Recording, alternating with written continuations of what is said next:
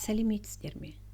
Мен Юлбаева Рахима Апсановна, қазақ тілі мен әдебиет сабағы 5-ші сынып.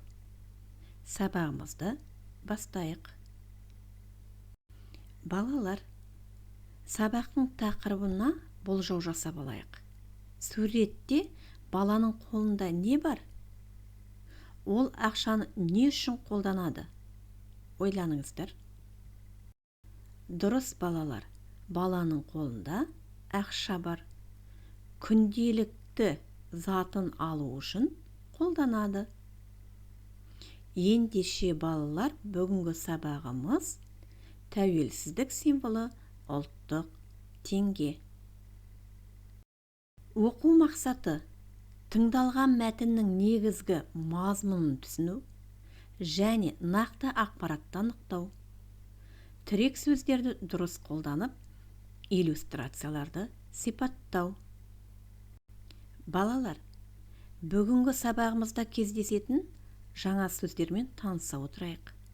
Шыққан жылы год выпуска, бейне внешний вид, төл теңге национальная валюта, өңір регион, мерейтой юбилей, арнайы специальный, ерекше особенный. Келесі балалар, ұлттық теңге туралы тереңірек білу үшін мәтінмен жұмыс жүргізейік. Бірінші тапсырма. Мәтінді түсініп оқы. Қою қаріппен берілген сөздердің антонимін тап.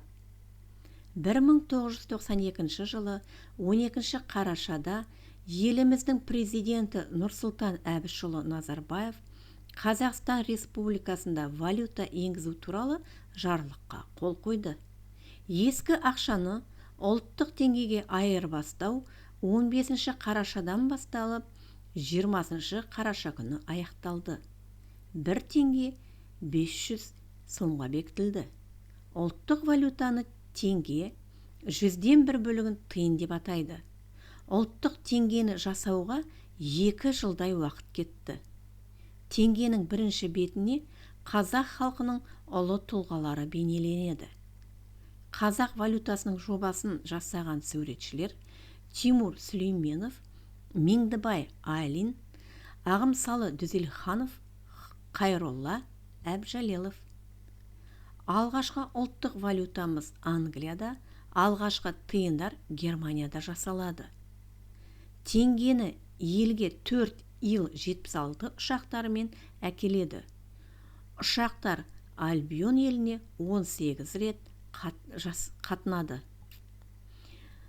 Ұшақтар Альбион еліне 18 рет қатынады. Төл теңгеміздің алғашқы партияларын сақтау үшін арнайы жер асты қоймалары дайындалады.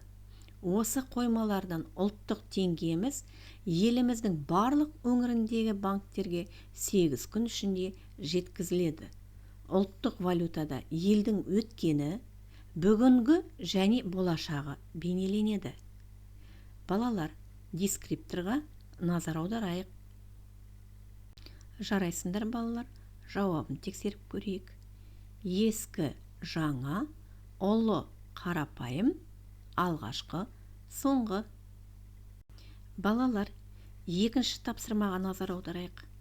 Мәтінге сүйеніп, ақпараттың дұрыстығын тексерейік. Дескрипторға назар аударамыз. Жарайсыңдар балалар, жауабын тексеріп көрейік. Бірінші сөйлем. Қазақстан теңгесі Қазақстан Республикасының ұлттық валютасы. Дұрыс. Екінші сөйлем. 1992 жылы 15 қарашада еліміздің президенті Нұрсұлтан Әбішұлы Назарбаев Қазақстан Республикасында валюта енгізу туралы жарлыққа қол қойды. Дұрыс емес. Ұлттық теңгені жасауға 5 жылдай уақыт кетті. Дұрыс емес. Балалар, жарайсыңдар. Жауабын тексеріп көрейік. Бірінші сөйлем.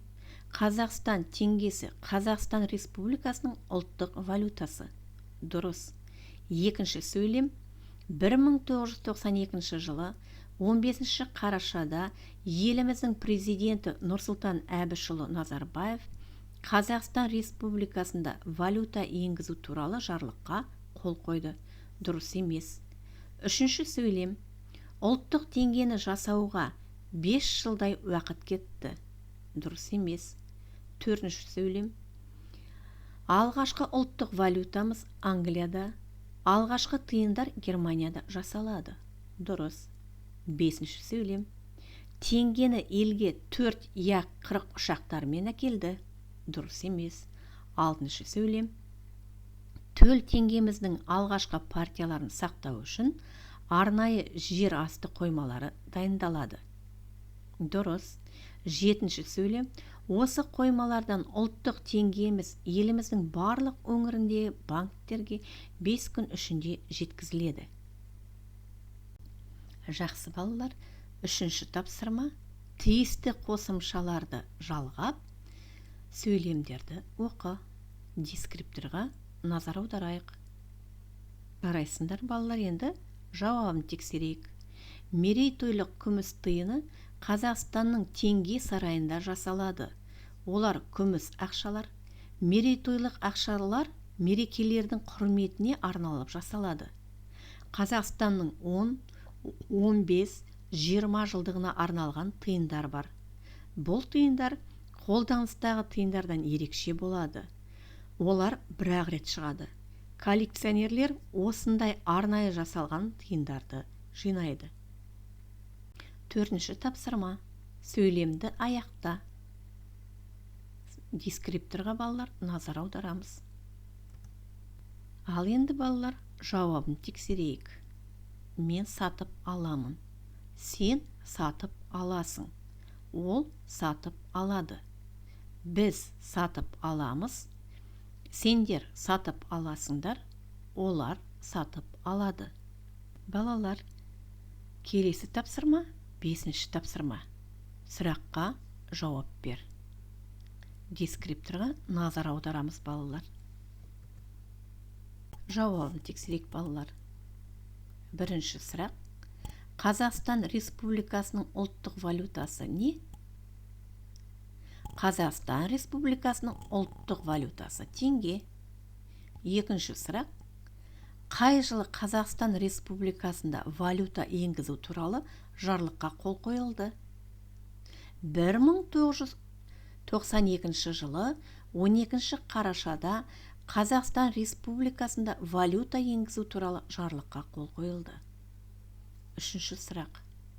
Ұлттық теңгені жасауға қанша уақыт кетеді?